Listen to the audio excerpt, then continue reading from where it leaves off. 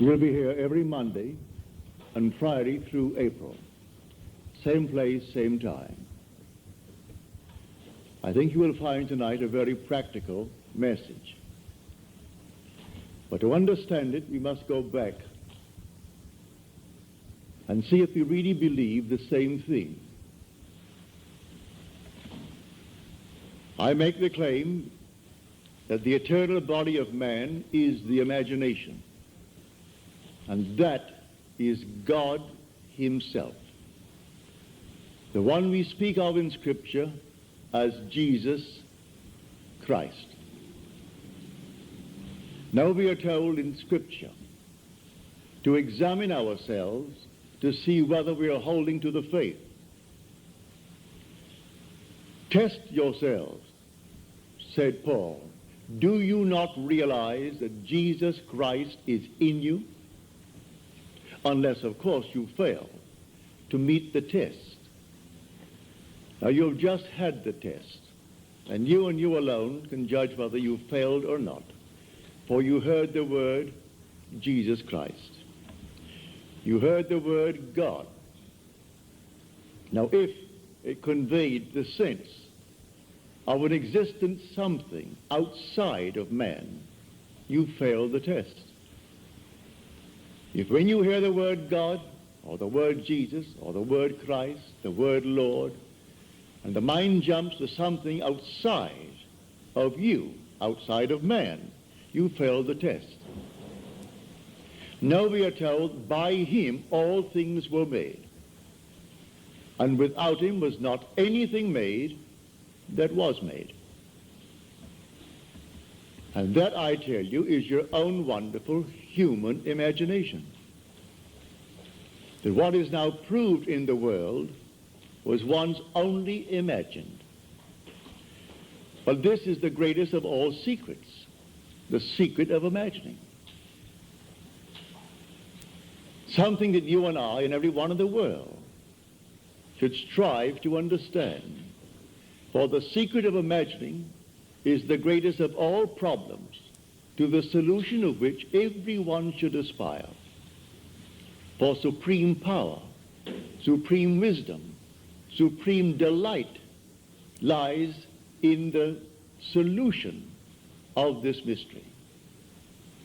When you actually discover it, you discover God. You're finding the creative power of the universe. And when you find him, he is your own wonderful human imagination. We can only really scratch the surface of this mystery. One, imagination, it seems, will do little for our wish until we have imagined the wish fulfilled. As Shakespeare said, it hath been taught us from the primal state that that which is was wished until it were. So you and I want something, and we define our objective, how to realize it.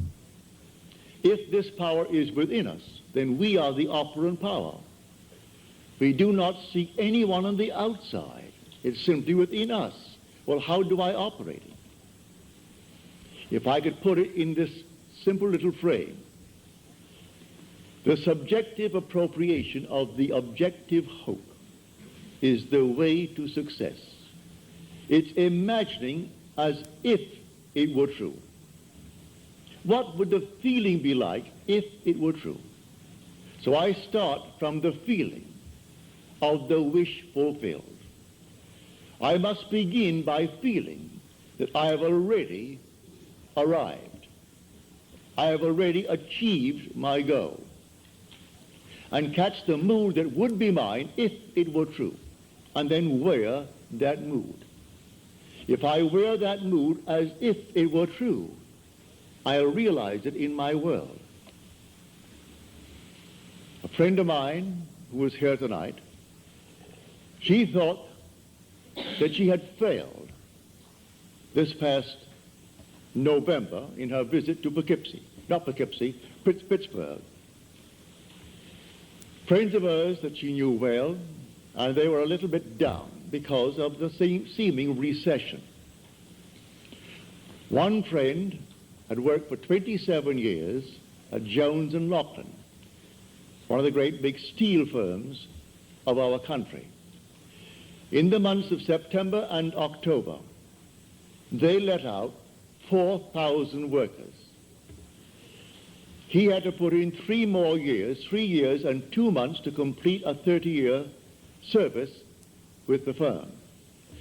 After 30 years, he could retire at a very good, I would say, retirement fund. But he also had 6 more years to go for his Social Security. And they let out 4,000. And then it was rumored in the plant that they're going to close that plant. She reminded him of the use of imagination, which he had used with him successfully in her previous visit to Pittsburgh. Well, he laughed it off. Those things would have happened anyway. She reminded him of 6 distinct requests on his part that he thought he could not realize. Every one came to pass, as she reminded him. And then she took a vision of mine and explained it to him. She said, you know what I told you the last time? That Neville had a vision. Well, the Bible tells us that the depths of our own being speaks to us through the medium of dreams and vision. So here in this dream of mine, call it a dream if you will, it was just as real as this, I was taken in spirit into an enormous mansion. And here 3 generations were present, but one was invisible, and that was the grandfather. The father was explaining to his children the secret of his own father's success. So there was the grandfather now departed from the world, leaving behind him an enormous fortune for the benefit of his son and then his grandchildren. And so the father said to the children, grandfather used to say, while standing on an empty lot, I remember when this was an empty lot. Then he would paint a word picture so vividly of what he intended to do with that empty lot that it ceased to be an empty lot, and you saw the structure that he intended to build. But he acted as though it was already a completed act. He began with the feeling of having arrived at his ideal for that empty lot.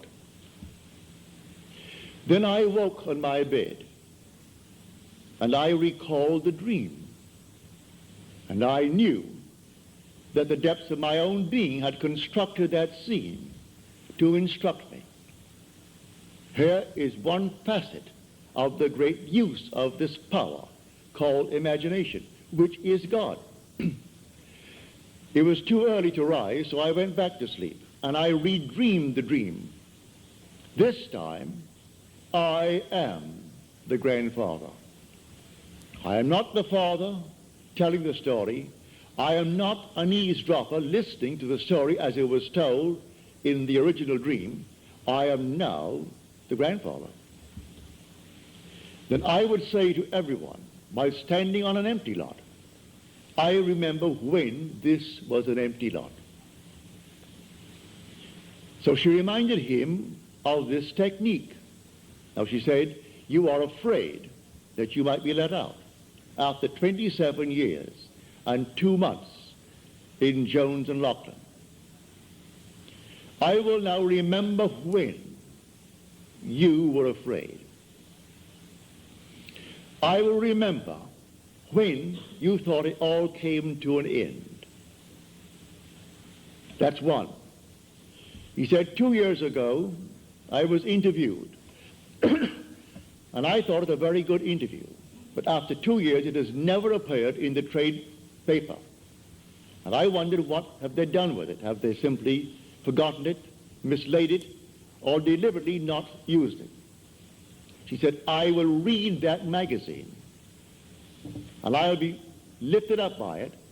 It's humorously written, as you tell me. Well, I will take that book right now in my hand, that magazine, and I will read it, all about you. She went into 2 or 3 others. Then she returns. Now she's here tonight. She said, in December, I received the magazine. It's very well written and very, very humorous, all about this man.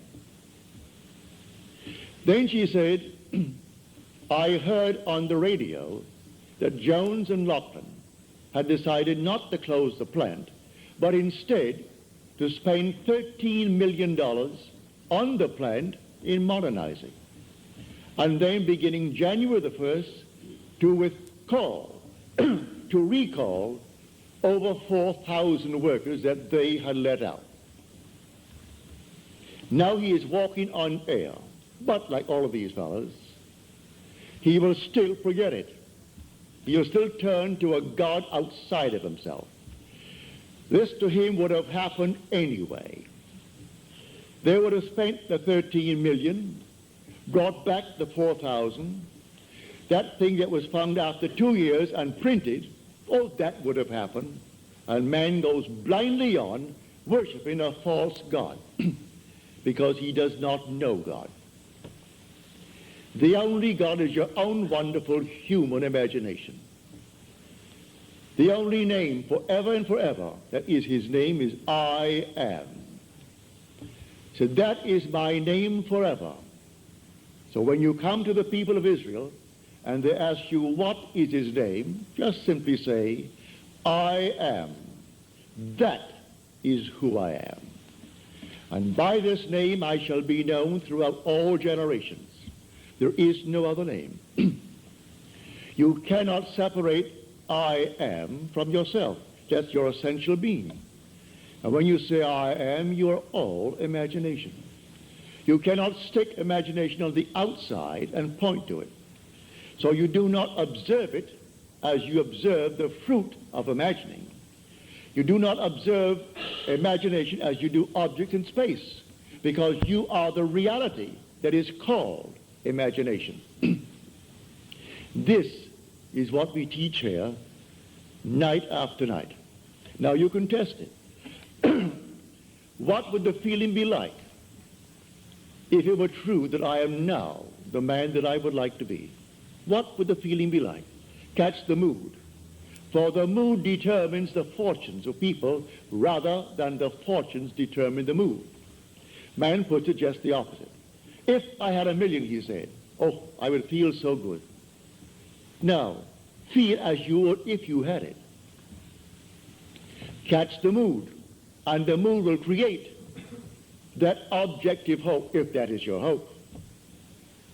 What would the feeling be like if you are now the person you want to be? And catch that mood.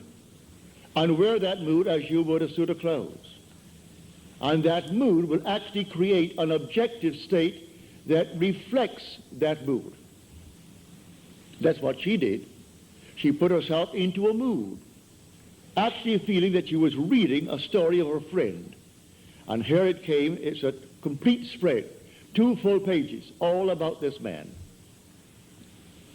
And then a little news bulletin on the radio, and then confirmation from him, and a telephone call from his wife confirming the news bulletin, that they're all back on their job, and here now, as he said, for years, after 27 years. I walked through that plant, and I thought I'd go crazy. I wanted to climb the wall because of the noise.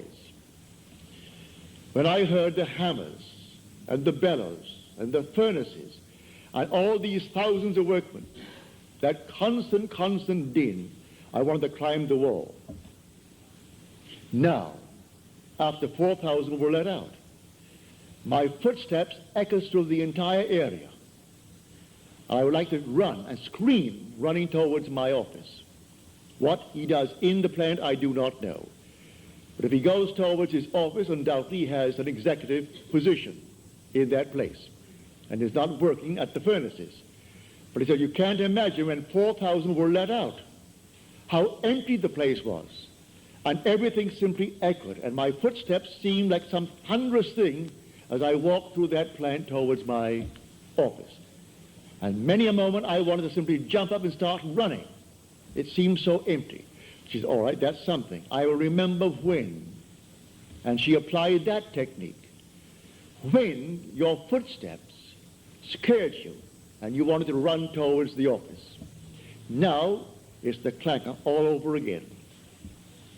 So I tell you, I know from my own experience that these moods, you catch a mood, I could tell from the mood that possessed me through the day that I would meet a certain character. And I met that character. It may be someone I knew or some total stranger, but I could tell from the very mood that possessed me that I'm drawing into my world an affinity with that mood. You can catch a mood and create the world that is in harmony with the mood. Anyone can do it. In fact, you're doing it morning, noon, and night anyway. So when you turn to some external God, you are turning to a false God. There is no external God. Examine yourselves, said Paul, to see whether you are holding to your faith. Test yourselves. Do you not realize that Jesus Christ is in you? Unless indeed you fail to meet the test. You've just had the test. So if you think of some being on the outside, but I use the word Jesus Christ, you have the wrong Jesus Christ. For we are told by him all things were made. And without him was not anything made that is made. Look into the room. All this was once only imagined. The suits you wear, the dresses you wear, the hats you wear, everything here, the building, was once only conceived in the human imagination and then executed. And if all things were made by him, well, then I must come down to find out who he is. Well, I can't go beyond my own imagination. I know exactly what I imagined, and I see the results. So I go back. All things made by him, yes, good, bad, and indifferent. He waits on me just as quickly and just as indifferently when the will in me is evil as when it is good. Is that in Scripture? You'll find it in Scripture. Read it in the book of Deuteronomy. I kill. I make alive. I wound. I heal. And none can deliver out of my hands. I am the Lord. Read it. Read that in the 32nd chapter of the book of Deuteronomy. There is no other God. I am the Lord your God, and besides me there is no other God. I am is that God. As we are told in the 46th Psalm, be still and know that I am God. A man will not believe it, and yet he has evidence morning, noon, and night that his own wonderful creative power, which is his own wonderful human imagination, is producing the phenomena of life. He sees it all around him, but he shuns it away. It's easier for him to genuflect before some little thing made by the human hand. So he put him on the wall and cross himself for luck. I think, no, that's it. That's good. Now I've done my duty today. So he goes to church and he sings the hymns with all the others. And you think, no, I've done my duty, and give generously to the church. Perfectly all right. If you get any pleasure out of it, do it. But that's not serving the true God. If you want a social gathering, certainly go to church. Go to the coffee breaks following the service and ask 1% of those who come out of service, what was the text today? And he will look at you with some vacant look. What? What was the text? What did he say? What was the theme of his subject today? They don't know. But it's a place to go on certain days of the year, especially on Christmas, on Easter, and days of that nature. Others make it a point to go once a week. They think they're doing God a favor. You're walking with God morning, noon, and night. You take him to bed with you because your essential being is God. And there is no other God. Were he not within you, you couldn't even breathe. Your breath is God. Every child born of woman is God incarnate. If man only knew that, there could be no war in the world. Killing man is killing God. For every child born of woman is the incarnation of God. Whether you be black, yellow, pink, white, or any other color, there is no other being in this world but God. So the incarnation takes place every time a little child is born and it breathes and you spank it to get it to cry. That moment was the incarnation of God. Now, how can you kill him? How can you hurt him? Just teach him and show him what power is latent within him. For the whole vast world aches for the awakening of the imagination in man. And the story as told us in Scripture is a true story, but not as it's told. The day will come you'll actually find yourself reenacting the entire drama as told us in the gospel. And you will know it in the first person singular present tense experience. And then you'll know who he is. He comes to us as one unknown, yet one who in the most wonderful, mysterious manner lets man experience who he is. And when you experience who he is, it's all about you. It's not about another. The whole vast drama is all about the individual that you see as a little child right in this wonderful world of ours. But here tonight, let us keep it on this level. And on this level tonight, when you dream of some wonderful objective in this world that is not yet realized, realize who the dreamer is. And the dreamer is God. And by dreamer, I mean your own wonderful imagination now. A daydream. That's God. That's God in action.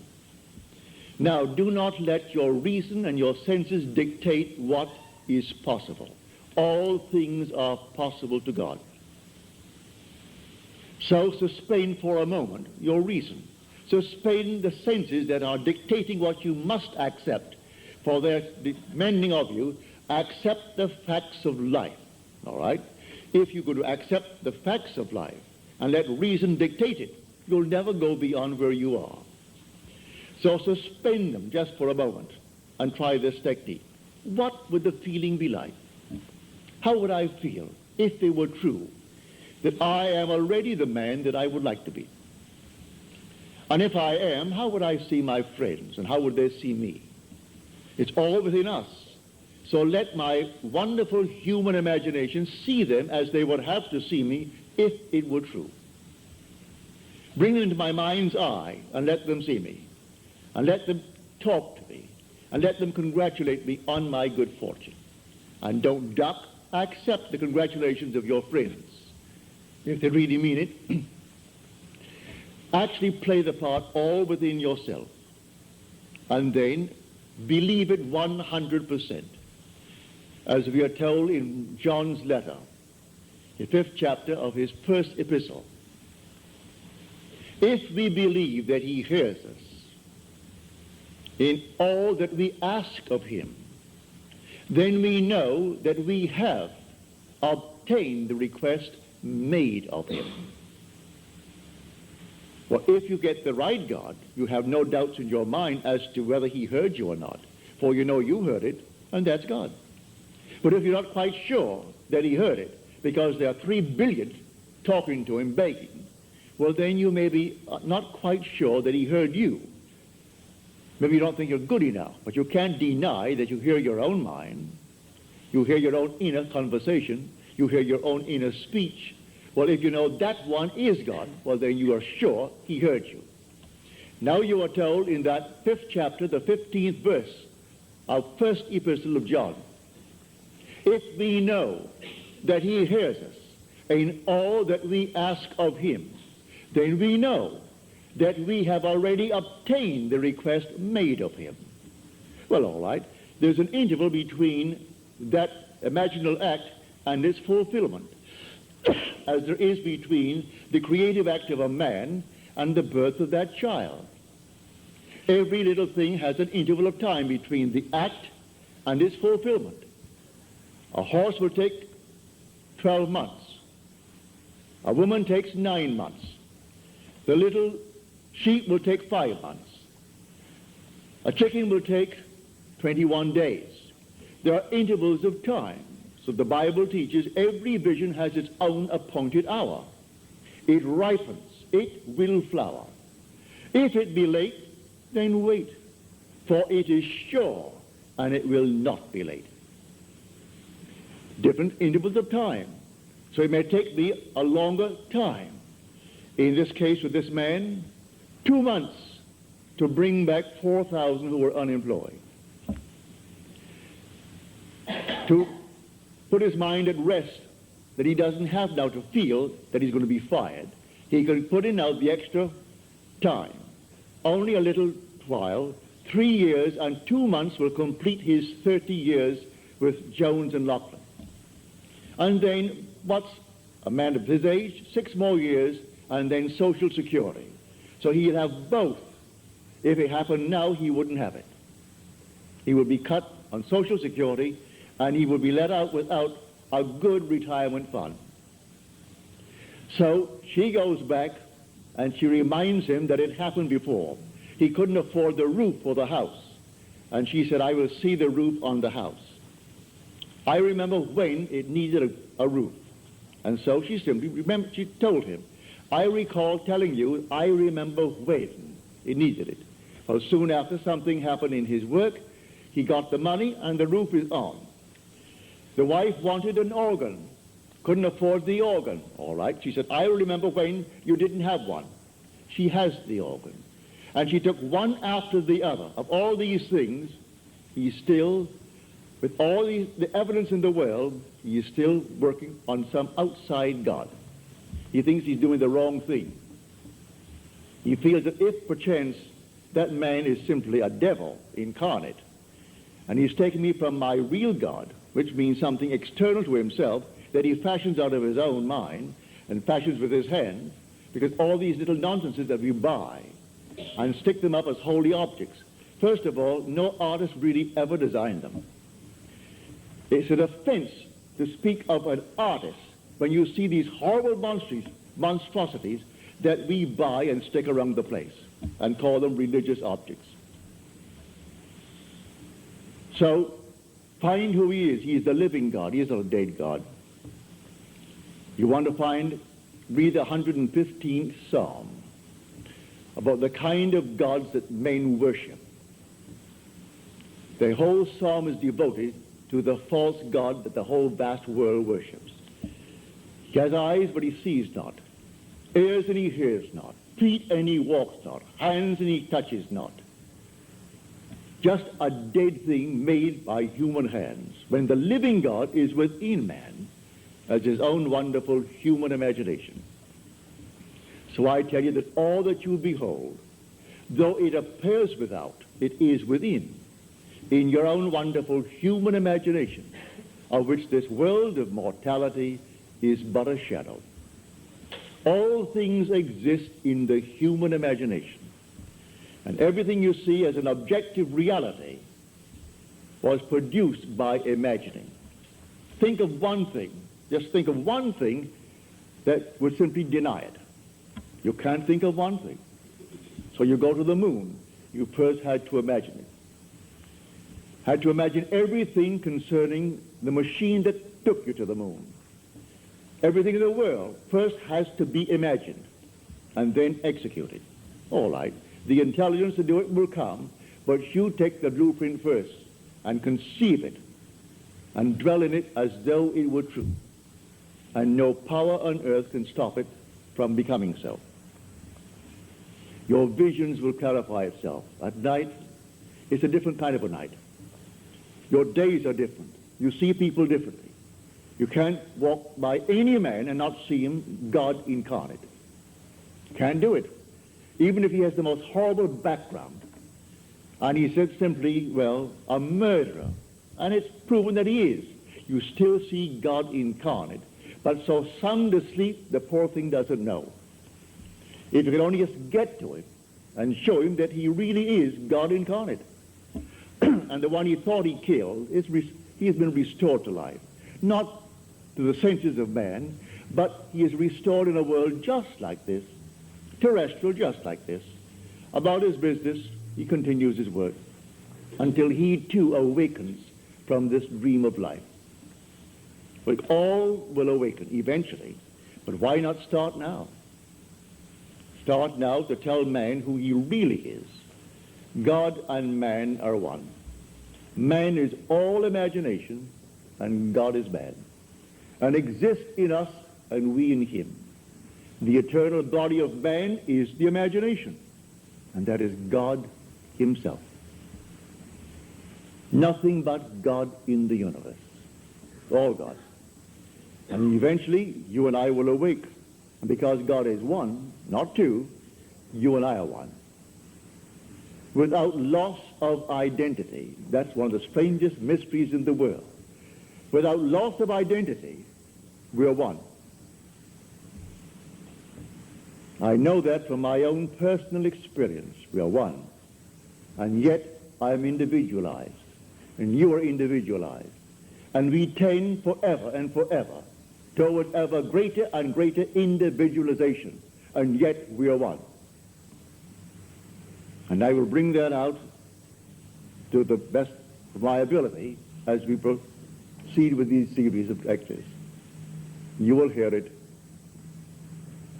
But tonight, if you're here for the first time and you want something practical, you apply what I've told you. First, have an objective. You must have an objective. You can't say, well, I don't know what I want. Well, all right. Come back the next time.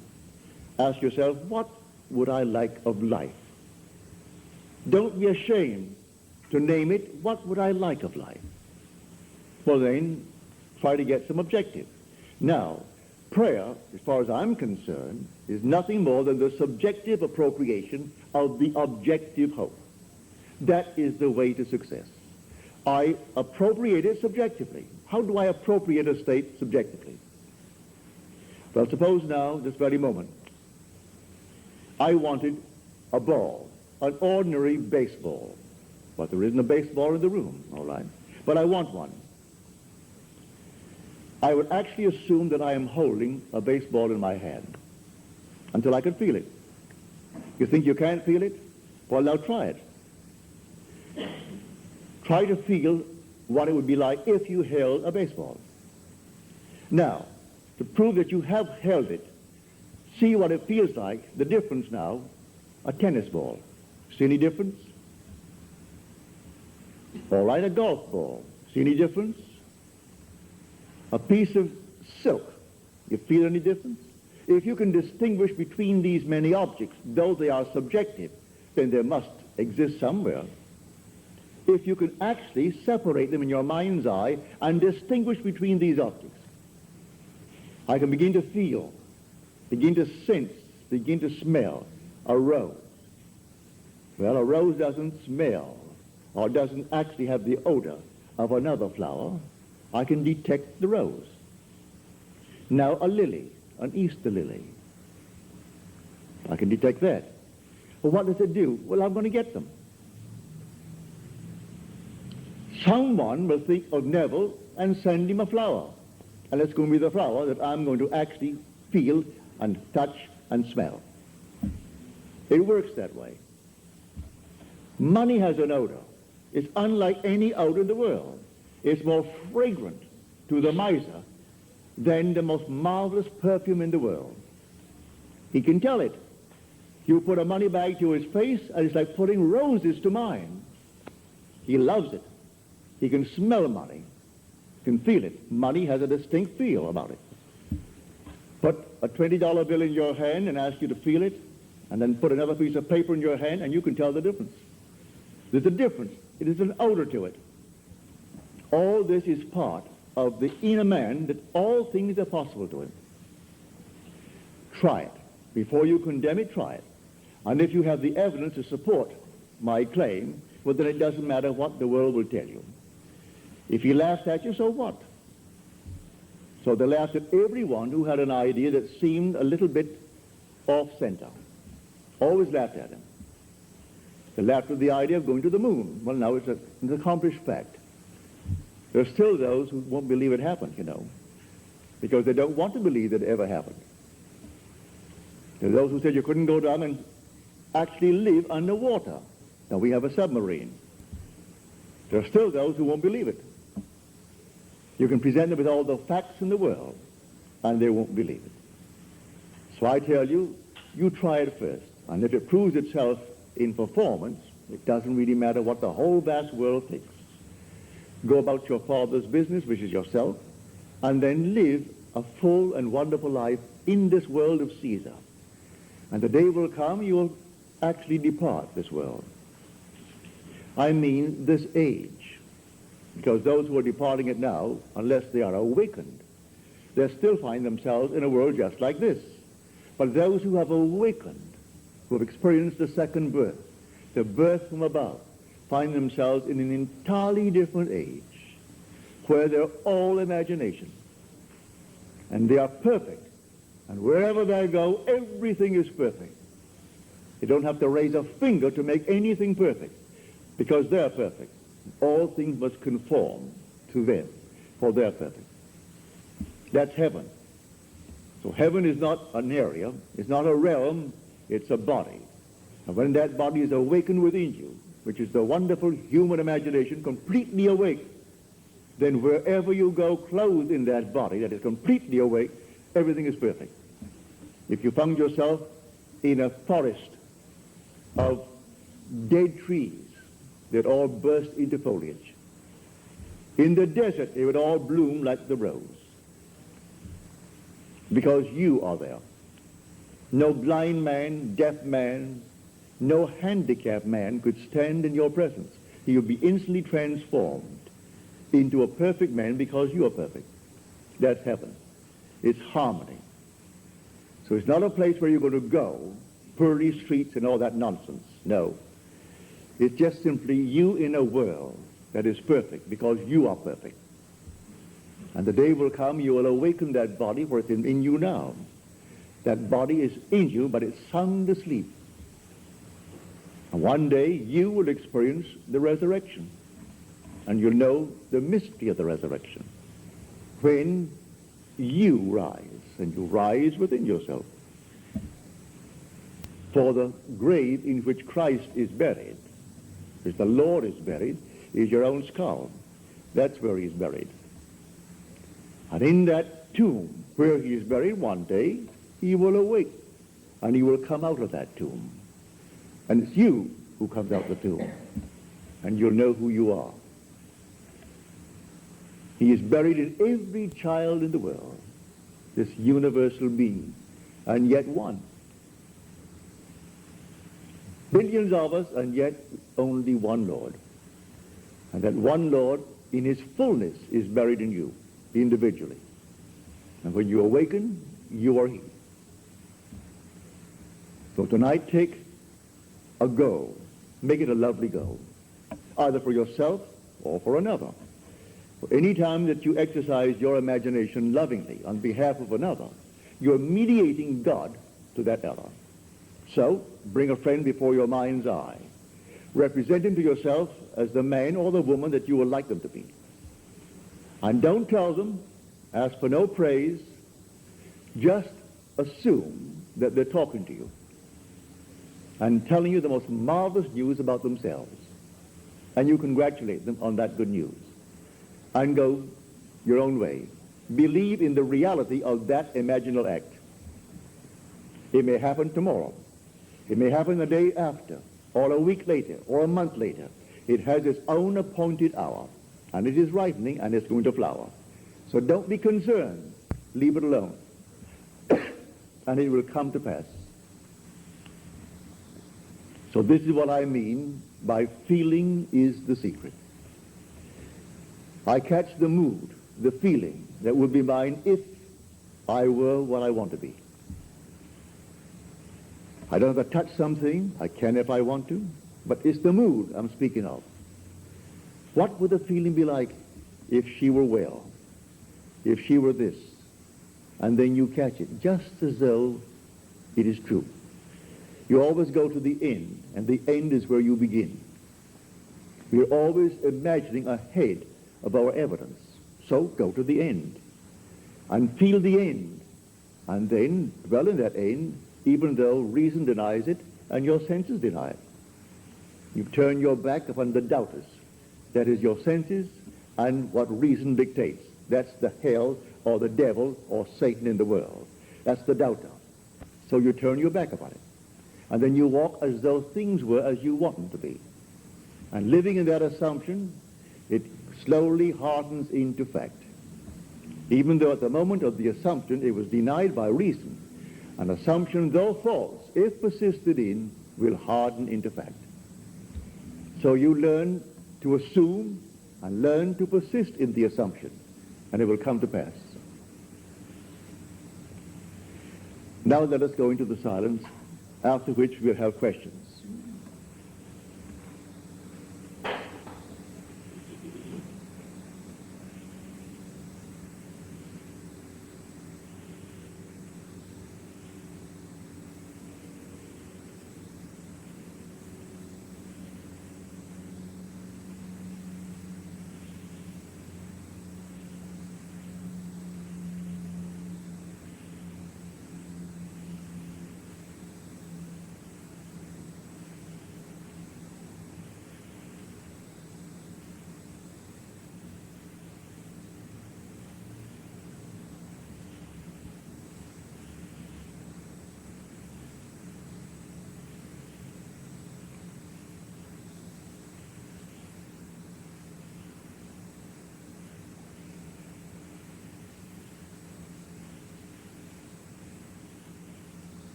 Good.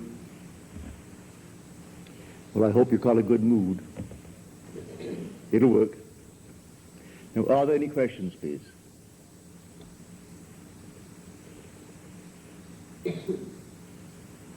Any questions? Yes, sir.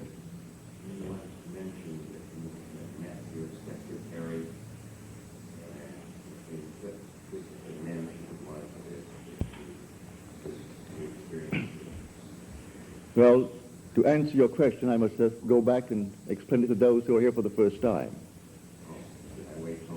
No. I make the statement based upon my own experience that nothing dies. And that's not only true of man, it's true of the flowers, of the animal world, of the trees, of everything. Nothing dies. I am the God of the living, not of the dead. So nothing dies. The little flower that blooms once, blooms forever. It's renewed by the seed of contemplative thought. Well, I had a wonderful friend and secretary. He died suddenly at the age of 50 when I was out here. I then lived in New York City. He was born in Haverstraw, New York, which is upstate New York. He lived in Manhattan and took care of my books and took care of all of my business affairs. When I got a cable saying that he was dead, they found his body on the floor the next morning when they went in to clean, and I must come back and take care of the funeral affairs. So I went back. I have two sister-in-laws. My wife is one of three girls. The other two are pillars of the Episcopal Church. The older of the two lives in Summit, New Jersey. And she's always said to me, you know, I like you personally as a brother-in-law because you're kind to my sister and to your child, and for that I like you. But I don't believe one word you talk about. That's not my God. I said, all right. She said, I don't believe in immortality. Don't believe in survival. I said, you call yourself a Christian? She said, what has that to do with it? I said, did you realize that the Christian foundation is the fatherhood of God, the brotherhood of man, and life everlasting? You rub out one of these and it's going to collapse? No, she didn't say a word. She said, I still don't believe what you teach. Certainly all right. Well, he died in August. I went back and took care of the funeral. In the next year, I presume around January or February, I found myself consciously in that world where Jack is. I do it time and time again. This does not restrain me. I can put it on a bed and find myself in another world.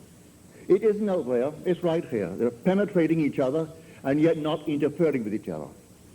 And here is Jack. And here is my sister-in-law, Al. I call her Al. Her name is Alice. And she said to me, I still don't believe what you teach, you know. I said, how can you say that when you see Jack? She said, what has Jack to do with it? I said, don't you know that Jack died? Jack then spoke to me, who's dead? I said, you aren't dead, Jack, but you died.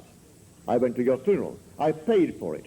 I got you a good Catholic funeral, Jack, because your sister insisted that you must be given a nice Catholic funeral. I didn't cremate you. I put you in holy ground, Jack.